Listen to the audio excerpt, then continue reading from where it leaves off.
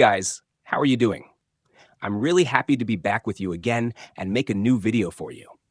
What I want to show you in this video is very practical and something that's used a lot in everyday life. I hope you enjoy it and that you'll be able to build it yourself. All right, first we print our desired design on glossy paper and make sure the printer is a laser printer.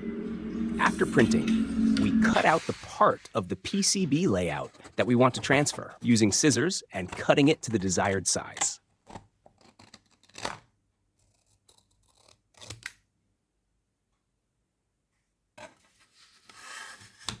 Next, we place the piece of paper on the copper board and mark the edges with a pencil.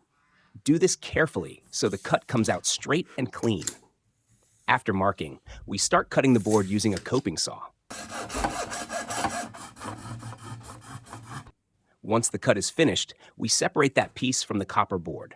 To get smoother edges, we sand the sides a bit.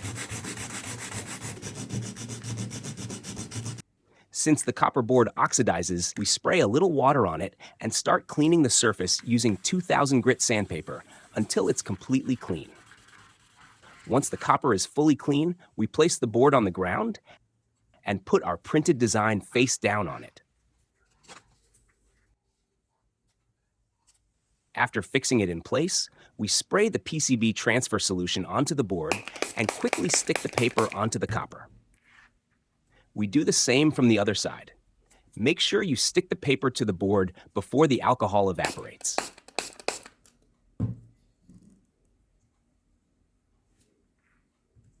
We also spray some of the solution on the back of the board so it's completely wet. Here I made a small mistake. You should wait until the solution dries, then put the board into water. Like in the video.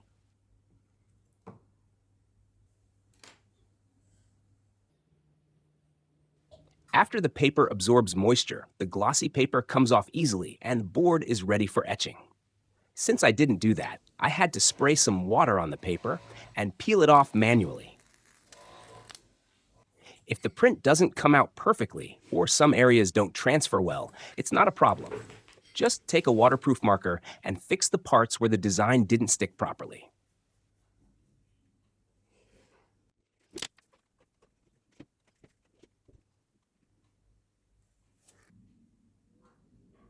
Once the board is ready, we pour ammonium persulfate into a plastic container. Make sure the container is plastic because the acid is corrosive. Then we add hot water so the acid dissolves easily. After that, we place the copper board into the solution and gently move it around. Slowly shake it. After a few minutes, you'll see the acid gradually dissolving the copper and the liquid will turn blue.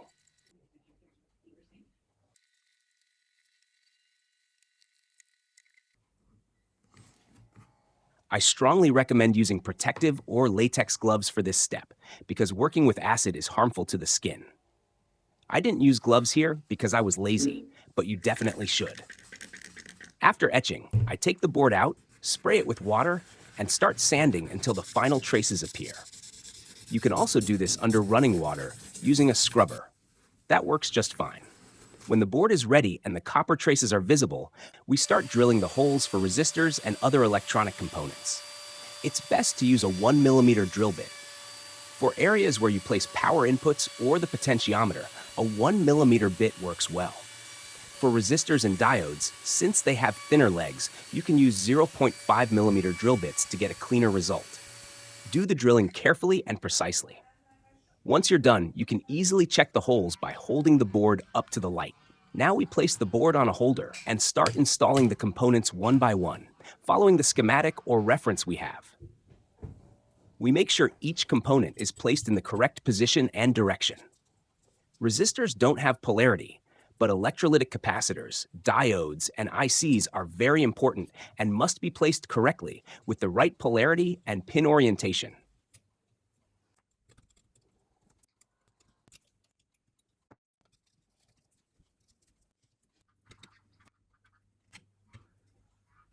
After placing the components, we slightly bend the legs on the back so they're ready for soldering. Then we solder the legs carefully, slowly, and neatly.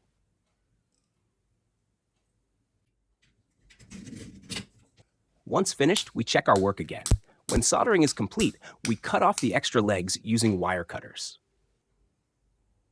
For the power input, I used 2 wires for positive and negative, white and green, and I later marked them with a marker so I don't forget which one is which.